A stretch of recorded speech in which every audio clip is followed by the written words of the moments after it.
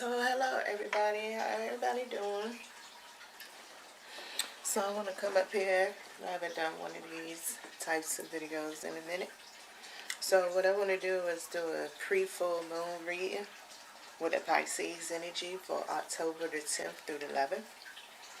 Now the information that I'm getting this information from is off of the moon calendar .astro#seek.com. So I went to their website to go see what was going on with the transit information. So I decided to check out. I wanted to do a pre-full moon, like I was saying. So Pisces, this is what this is representing right here is Pisces. And I'm using my lunar card to kind of bring the energy in and hopefully ground some of the energy so I could be able to see what type of messages that I could pick up on during this time. So let me go ahead and get into the first part of it. Alright. So for the first part of it, I have also the dual deck like some readers do. Okay. Of the Book of Shadows. And I'm going to begin off the general energy first. This is the way I want to begin. It's to see, well, let me start with a skit. So it's depending on how you are astrological and your reasons for being into the moon aspect of the reading and coming to check it out and how you feel like you could utilize it. It's always magic in all the planets. So, first of all, this moon is dealing with the waxing gibbous. Okay. So, usually somewhere during the point of time where the first quarter has kicked in, which is going to be in Capricorn. Now, a lot of people during this time of the waxing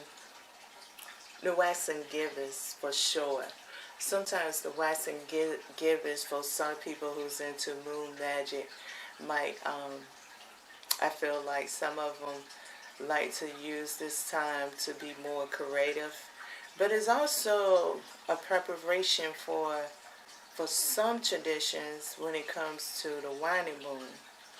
And what I mean is, waxing gibbon is good for building the blocks to get rid of things that you want afterwards. So it's like in preparation of trying to decide on what you want to keep and deciding on what you want to get rid of. Now for me, coming in, I really didn't know it was Pisces, but I kind of like it being Pisces. Why? Because really doing this waxing gibbous with Pisces is the kind of like in Western astrology, are the oneness of everybody collective consciousness that could agree on how the zodiac calendar will work.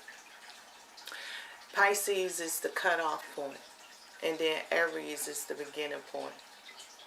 So that's one thing that's interesting is Pisces, as far as the zodiac calendar, and then lining up with the waxing gibbous moon, it has the double strength to get rid of things when the waning moon comes around.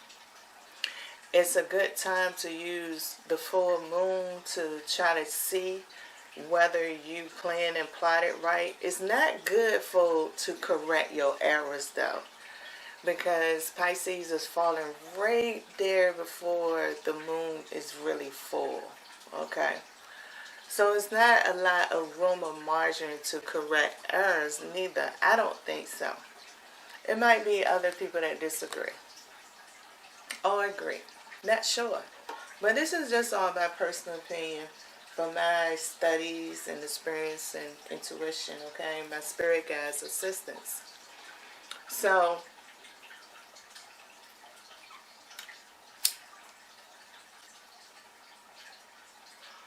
what I'm trying to say is right now during this point in time, if you got some mischiefs that you want to get into, you need to start preparing your mischievous behaviors now. Now, also in preparing your mischievous behaviors, you got to understand that Pisces, once again, is referenced as a zodiac calendar ending cycle, and Pisces is part of the waxing gibbous. And being that it's two cups that's joining together, you definitely got alchemy. So, I would say definitely make sure if you're doing any moon magic and you have any intentions before Pisces come around, that you need to take deep consideration with it. Okay?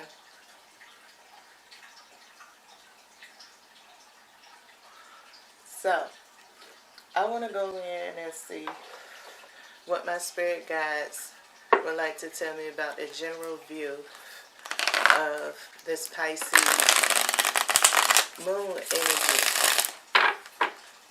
and maybe some of the benefits that people could use as a course guide before Pisces come around into preparing for the full moon. Okay?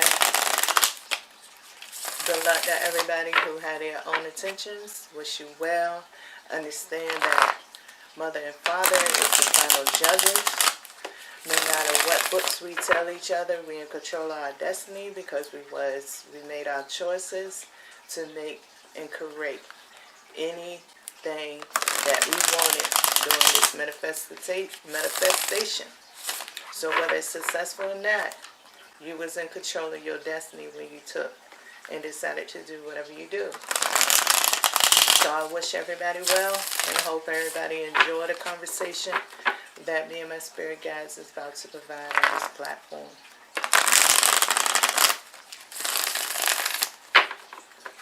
So, hey spirit guides. So, Pisces, what is the vibration that Pisces potentially might have by the time the moon gets there? What is the potential vibration Pisces will be carrying by the time the moon reaches there? That you're willing to allow me to translate to everybody.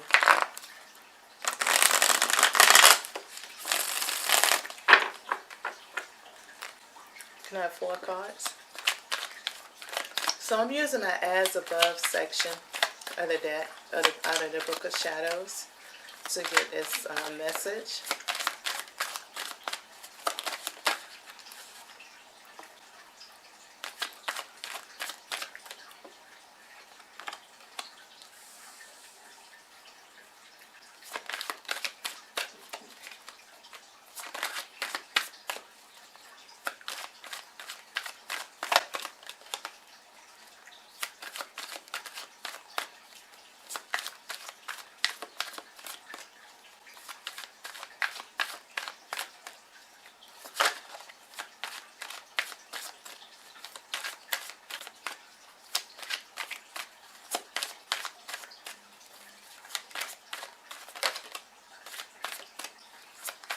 Three more cards, please.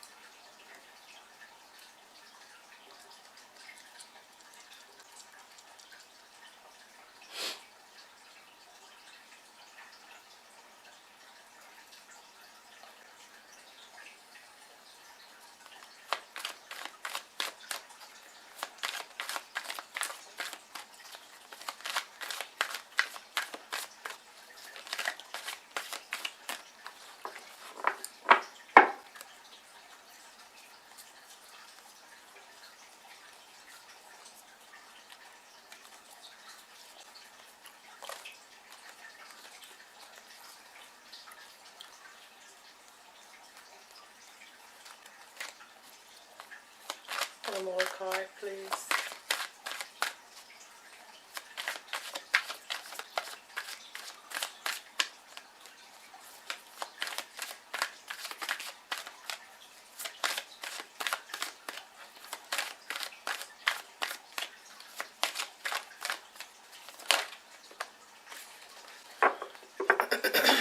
So what has came out is Neptune.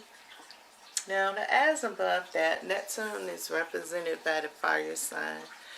So, it's the 8 of fire. So, it seemed like the communication is going to be influenced by Neptune with the Pisces energy.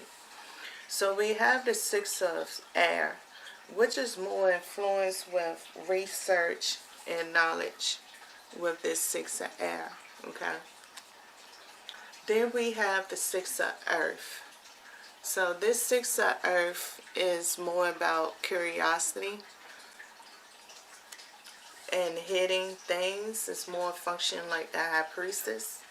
And then we have the 7 of air. We have the alchemy that's coming up inside of it. Okay. At the bottom of the deck, we have the 6 of water. Okay. So we got the lotus plant that's going on here, and the swan, and the peacock, and the book, and music. It's very interesting because we got 3 6s. 3 6s totals up to 18, so we got a 9. Now, that's interesting. Because I originally started off with saying that with the Pisces energy and the way that it's rolling off is, you got to consider endings and beginnings. So, let's begin with Neptune being the influencer.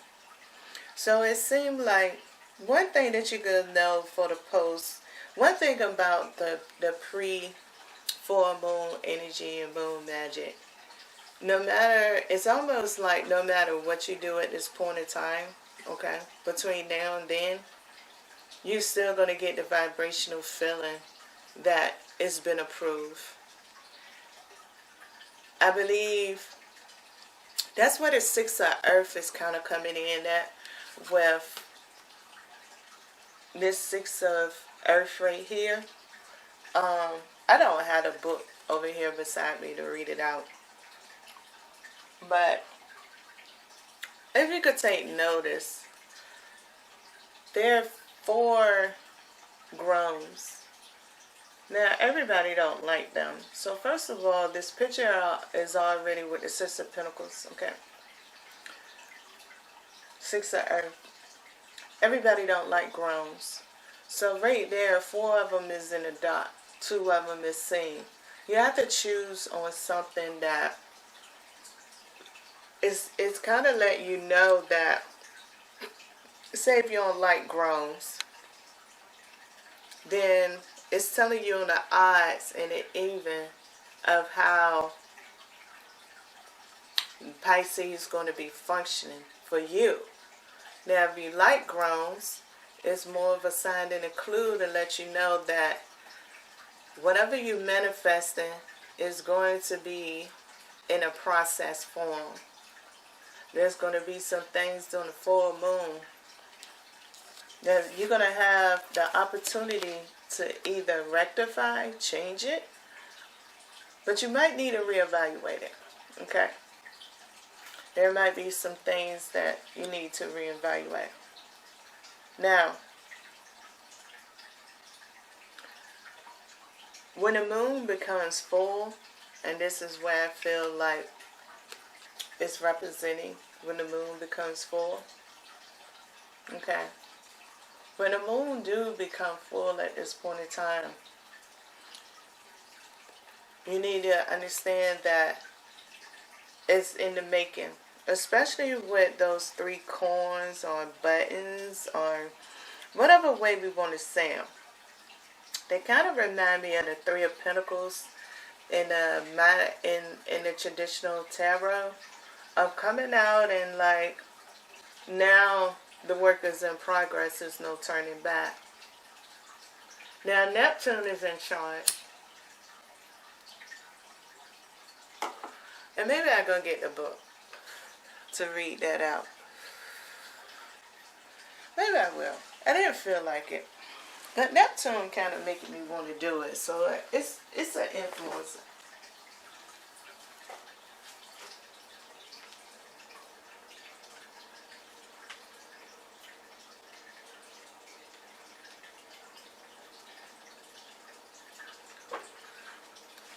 Now I like the way that this book is done.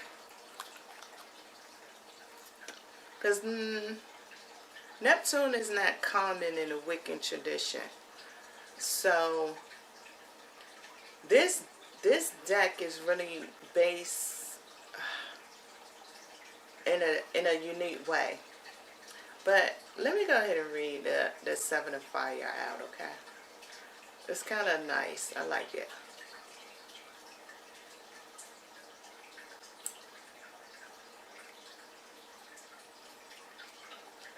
Alright. I mean that Eight of Fire. My bad. Alright. Eight of Fire, Neptune. No matter what chaos ensues, Neptune stands calmly in the middle of it all, confident, somehow in control, rather enjoying the ride.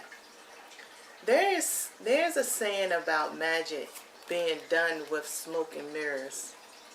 Neptune is the master of smoke and mirrors, and of most of his magic focus on the mind. His energy covers the world in balance of romance and glamour, and inspire the mind to dream or trick it into believing illusions. In this altered state induced by Neptune's charm, the mind relaxes, logic blurs, and synapses make new connections, allowing a welling up of psychic tendencies and letting flow the feelings of compassion, sensitivity, and tolerance. The Eight of Fire lures us into daydreams and fantasies. Logic takes a back seat as our soul craves mystery and illusion. Once the mind is quiet and open, we begin to accept and then embrace possibilities of dreams coming true. And Neptune knows that belief is the first step towards creation. The shadow side of this card represents delusion, deception, and secrecy. The dreams in this case are more likely nightmares and often lead to self-destructive behaviors. I love the way that they write that card. I just do.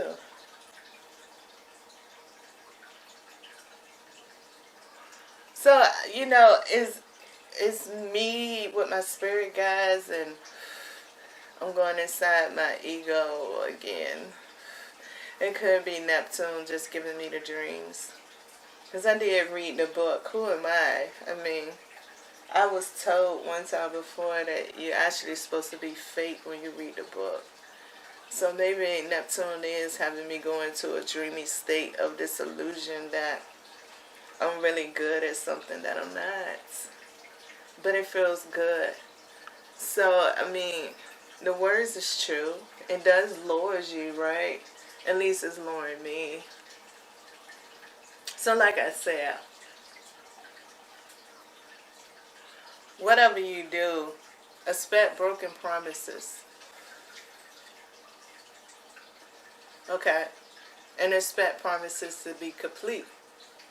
But regardless of it, expect responsibility. Because it's still a game that will be enjoyed and be played with the moon magic. It helps time. It helps time thrive. It puts adventure into life. It makes the hierarchy functions. And this is just me relaying the messages from my spirit guides. And this is probably coming from the Six of Water, the light that would be involved, into the mystery and the creative thoughts. and the things and the wishes that so many will be manifesting between now and the full moon. But Pisces is a cutoff point. Like I said, you might want to consider the fact that Pisces is the last zodiac sign in astrology calendar. Okay? So, what I do like about AstroSeek is the fact that AstroSeek always talk about organs influenced by the moon sign. So for Pisces, it got feet, toes, and your pineal gland. So what I decided to do was to incorporate my chakras. But this, I'm only incorporating 3 chakras because of the organs that's going to be affected. Okay? So here's my little fan, right, for everybody. This is consisting of the third eye, the crown chakra, and the root chakra. Okay? So, what I want to do is go in and figure out for people all around the world going to be doing moon magic. There's some people who ain't. So for those people who might not be doing moon magic, but might get caught up in the energetic flow, especially if Neptune is the influencer, right? I'd like to know what is the potential chakras that some people might need to be paying attention to before the full moon comes about. Okay? So let me go in here and see what might come up. And at what time I will have to translate whatever messages do come up. Alright, spirit guides.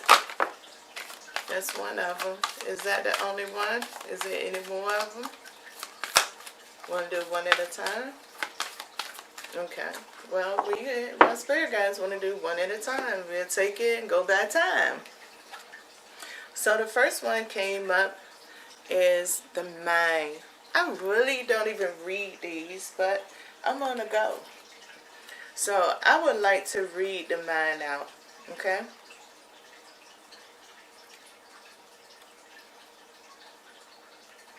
And this falls under the third eye chakra. Alright?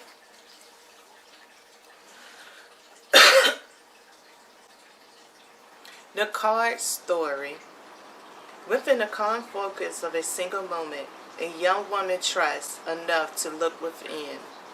Through the window of her mind, she is drawn through the stars and galaxies, beyond preconceived notions of the possible, into the far reaches of the universe. Her heart is open. Her spirit soars. She is at peace, aligned with the infinity beauty of her true nature, mind. The card message. Ancient wisdom keepers knew that the best way to harvest the infinity power of the mind was to keep it focused upon the highest aspect of truth. Through mantras, prayers, songs, and communions, they trained their minds to deliver clear visions to the infinite well springs of their subconscious. In this way, they created worlds. Our mind can be our greatest ally and our most challenging foe. With our mind, we focus the lens of our being, and with the focused energy grows into our reality. Close your eyes for a moment and capture a snapshot of your thoughts. Are they holding visions of your highest potential, or are they spiraling in other directions?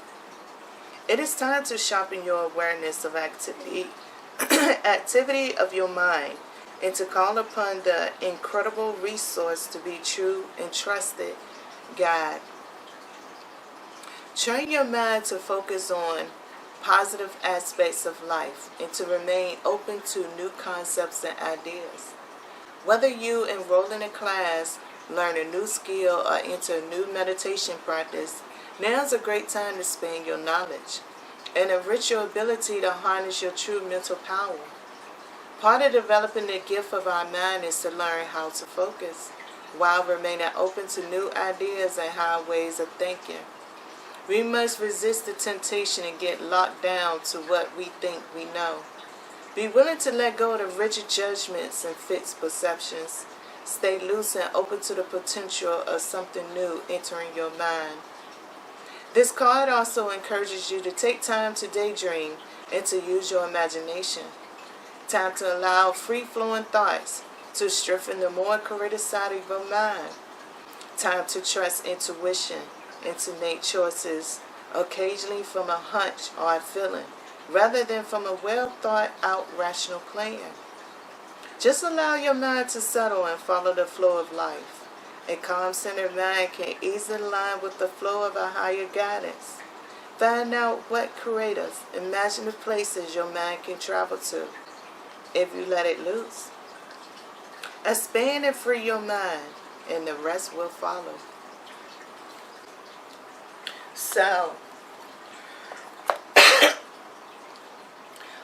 So we kind of get the gist of what the card means, right? But now I guess it's now my time to embrace my spirit guides and what they really mean about it. If y'all give me that opportunity, even though I was reading, I appreciate y'all's support. So, we see that creativity seems to be a very prompt and high word right now in the conversation. Pisces is very outstanding for creativity. Very outstanding. And what Pisces stand for? I believe. I feel like, maybe there are, and I know that there is, but I can't say that you is a targeted person and I don't know you.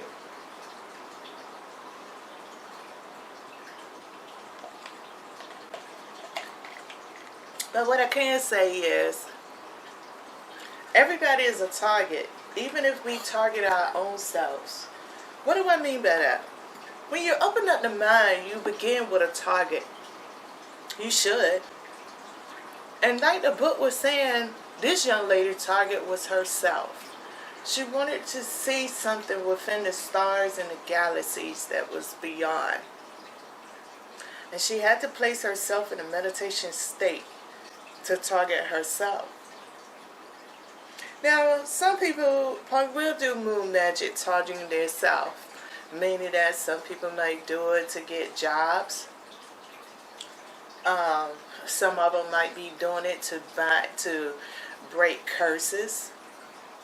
Some of them might be doing it for legal reasons. Prosperity. Getting a car. There could be many things. So you got to open up your mind to believe. And some of the moon magic, depending on whether you're doing it with candles or herbs or tarot decks or writing it down and drawing pictures, your choice, or whether it's going to a church. And, for some people who's not into this, you could just be doing your own thing and sending out your prayers.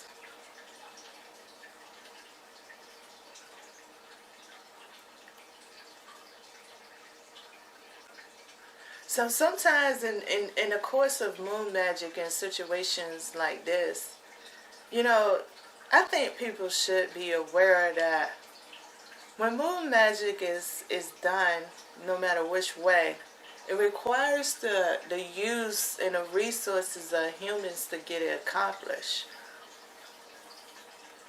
Everybody got a debt to owe. That's part of your destiny. Your first beginning debt, I think, is knowing that you got to return back to your origin. That's your first debt.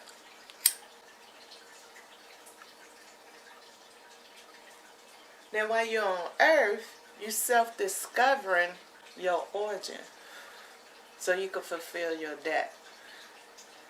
So humans is resources in it. So some people around you is going to be utilized to get these things accomplished. So their mind might not be open as yours. But let's go into a little bit of clarification with the tarot deck. So, universe, what do you want to tell me?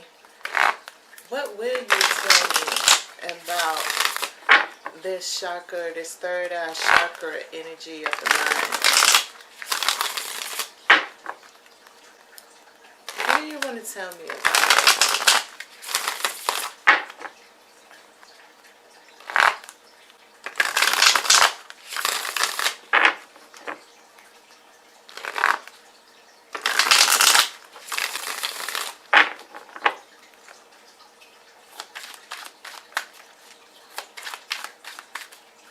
Just give me the cards you want. I don't want to call it out nothing.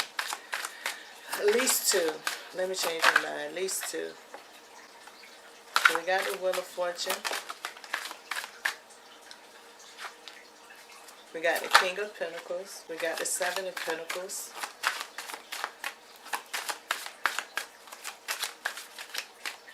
Is that all of them right now?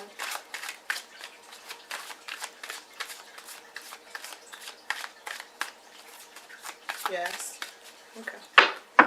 If anybody care, I did keep shuffling, but, you know, right now, after we conclude our conversation, the Star card is at the bottom of the deck.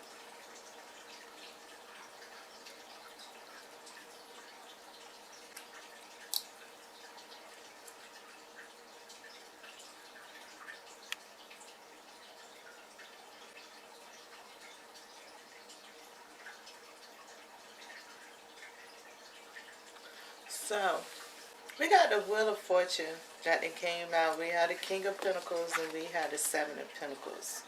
Okay.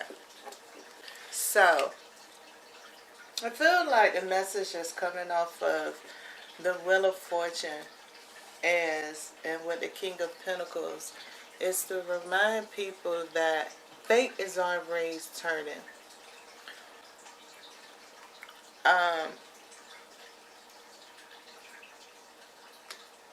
I think it's also speaking of the money is the money, the mind is money.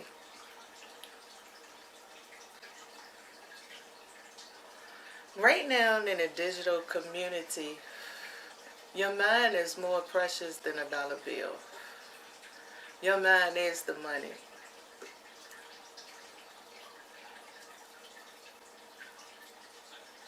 It might make sense and it might not make sense. It's really hard to really clarify, but it is what it is. Right now, the digital community, you are influenced. Your mind is stimulated more quicker. Your mind makes the money. You're easy. Everybody is easy to be selected. That's why the Seven of Pentacles is here. Okay? Your mind is money. And I don't believe it's believing, because Pisces is coming up here, as much as, unless it's from the influence of Neptune, meaning that, of course, anybody could stay into a dreamy state of wanting to manifest for hours, for days, for weeks, and things don't change. But it doesn't mean your mind want money. It doesn't mean that you ain't go out there and help somebody else to get on their feet more good because you charge your mind up to believe yourself. So after you got charged up like a good battery and you walk around in the world releasing all that good positive energy on other people that's prospering, it's wicked. But then it's almost like, how can you deny it? Because yet, if you're making a change in the world, you say everybody is one, and we all supposed to be here. We need to stop the violence. We need to do this. So it's undeniable. But actually putting it into the experience becomes where the control comes back into your hands. You feel like you're the ship of you feel like you're the captain of your ship. You know, if you look at the King of Pentacles, which is actually what my card is, the King of Pentacles is actually facing the Wheel of Fortune. But I like this King of Pentacles now. Or at least maybe I select the right deck. Because the Wheel of Fortune have the zodiac clock and no, it got the planetary clock inside of it, got the elemental clock, and it has a pentagon up inside of it. Okay? And then with my eyes above that, they got a yin and a yang with the 3 coins of design. Okay? So,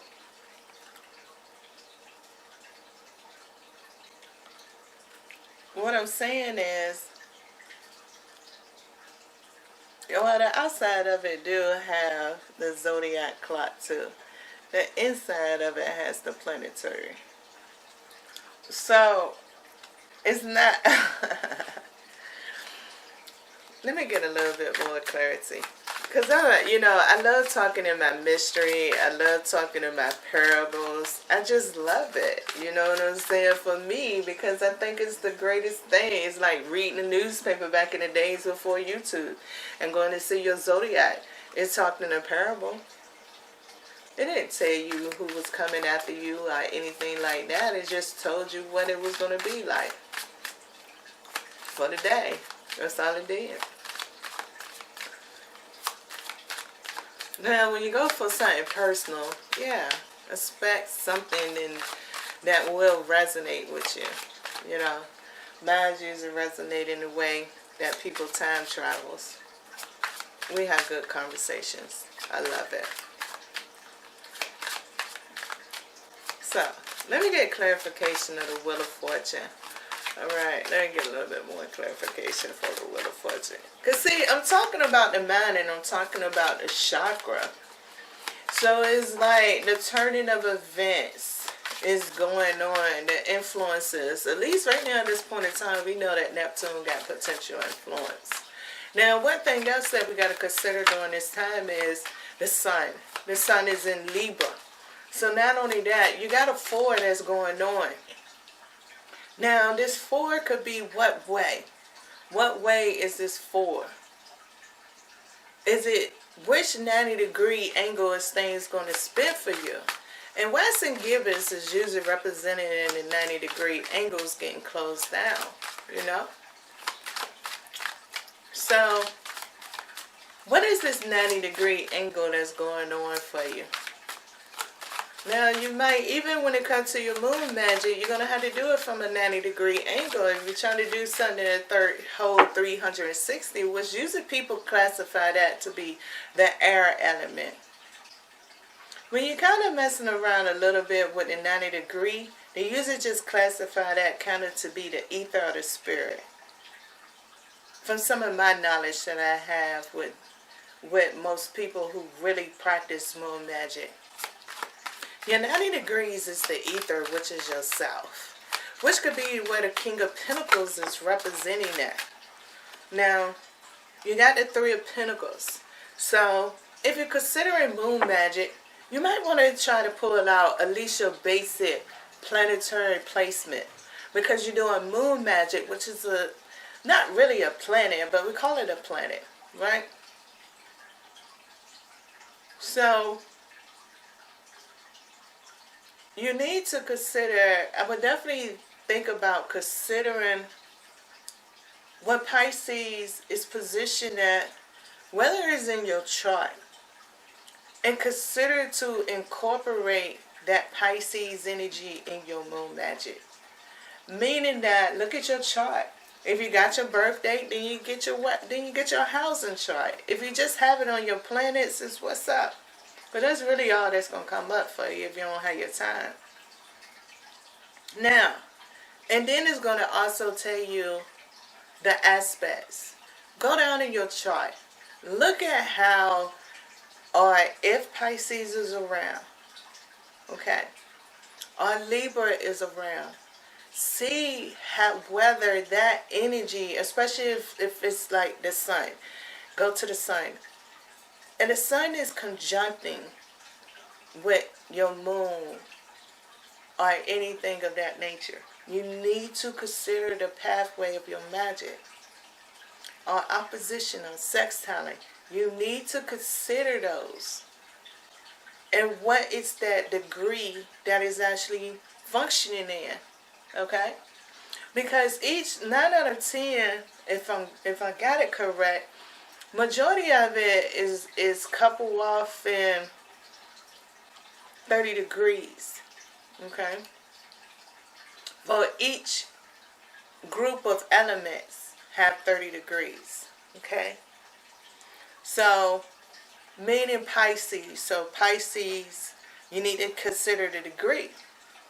If you're going to be approaching Pisces, maybe somewhere it got a degree, or if you're doing it ahead of time with whatever moon magic that you under, you know that you're under the sun sign. So, for example, Scorpio is coming up in the moon. Okay, is moving out of Libra and going to Scorpio. So, what is the degrees is going to be in Scorpio? Is it exalting the whole 10 degrees? Is it exalting on the 4 degrees? You need to consider some of these things when you want to do it. Okay? Especially with the 3 of Pentacles. Put in some decent work if you want to really get it turning for you. If you need some help with it, depending on what it is, you know what I'm saying? I'm here. I have to judge the price probably will run from $20 to $50. You know what I'm saying? Just, you have to hit me up on an email, or either if you got a Facebook, hit me up through Messenger, or you got an Instagram. I don't check it that often, but I might be able to catch it on Instagram direct. Not as much as I be on Messenger. Anyway. Okay? You need some help in trying to figure all of it out. Now, if you ask too many questions, we're going to have to go to a reading. You know what I'm saying? So,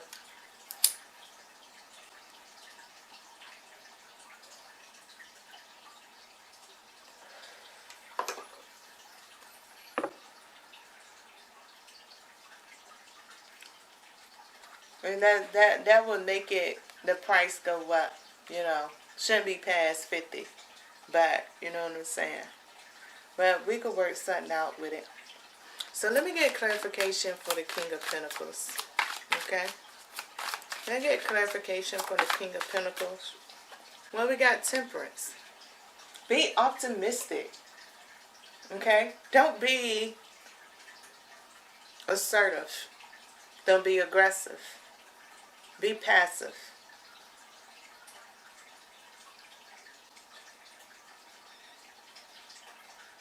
Have a passive attitude during your moon magic time, okay? Now, if this is so far with the cards that it came out, if this is people who might experience psychic attacks, yeah, you can. For real, it'd be a great opportunity to. I'm not going to tell no lie. If people want to harvest you, it'd be a great opportunity around this time to harvest you. So, if you're not clear on your direction ahead of time, you harvest. And it's just straight to it. I'm human. I'm not mother and father. Now, whatever they're going to do or however they're going to allow it to play out is the way it is. Okay? If they're not going to allow somebody to harvest you, then you won't. If they're going to allow it, then you will be. Okay? So you got to have a whole shift in plan. Things could go good, it could go bad. Some people that get harvest, they enjoy being harvest because they like the benefits. They're not trying to go too far in life, so they're cool with being a harvest. Everybody ain't mad about being a harvest. It's just when they are harvest and they try to change, that's when they realize that they harvest. Because it's hard to change when somebody has harvested you.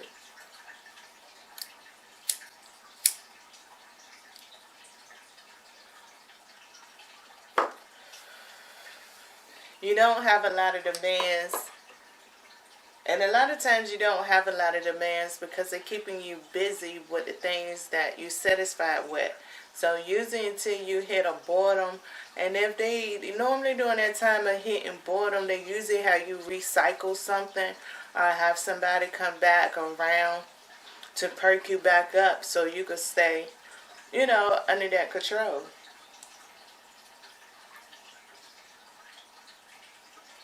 And don't get there until you really want to change what's going on. And that's, usually sometimes in the harvest process, if you want more, sometimes you spiral down. Because it usually falls on the spare the child, spoil the child, spare the rod. So, you see how my words keep getting all tangled up. Alright, so let me clarify the Seven of Pentacles. That's part of the clarification with the Seven of Pentacles. So we got the Hierophant. So yeah, that's, basically what I was trying to say. And now we back under with the Two of Wands. You know what I'm saying? With the Seven of Pentacles. Basically, if you're going to be harvest, you're going to be harvest. Because I did ask about the ones who didn't know. That is the way that I brought the question up. And I won't really all the way own it compared to I was talking to the ones that did know. So for the ones that don't know, yeah, it's a good time to harvest you. To be honest, so many people been around here encouraging all this harvest energy since last month and walking into the harvest energy. So you already primed and roasted yourself up and seasoned and flavored yourself for it. So, you know what I'm saying? Whatever galaxy, whatever star that you belong to, it is what it is. So, if you're confident, then that's what it is. That's all I could say. But, on a general aspect, it's still a good time for moon magic. Now, if you're trying to do some trife, I'm going to tell you, doing the trife, you need to strategize during this time. Because your trife will probably not go as well as planned once the waning moon comes in.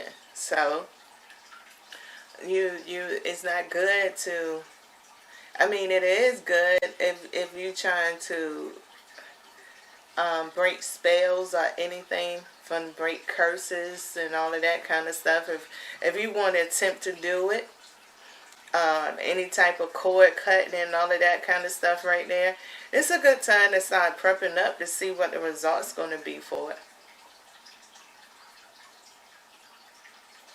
Just understand that Temperance did come out, okay, with the King of Pentacles. So with Temperance coming out, I'm being the type of reader to let you know that it's going to be an entertainment ride. It can make you feel like that you're done and dissolved with a situation that's not really fully dissolved.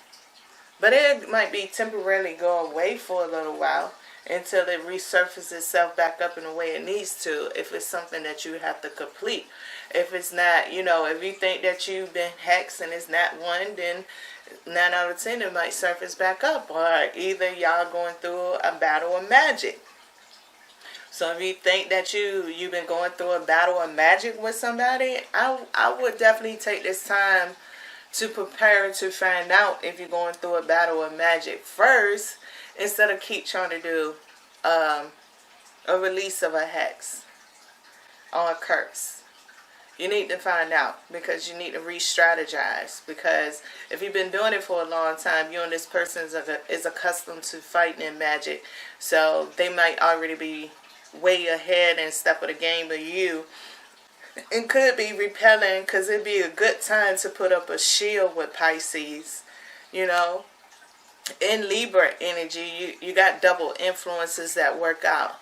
So this double influence and this parallel lines that's here between, that would be presenting itself when Pisces come around, is great for some people to get away with constantly having a feud.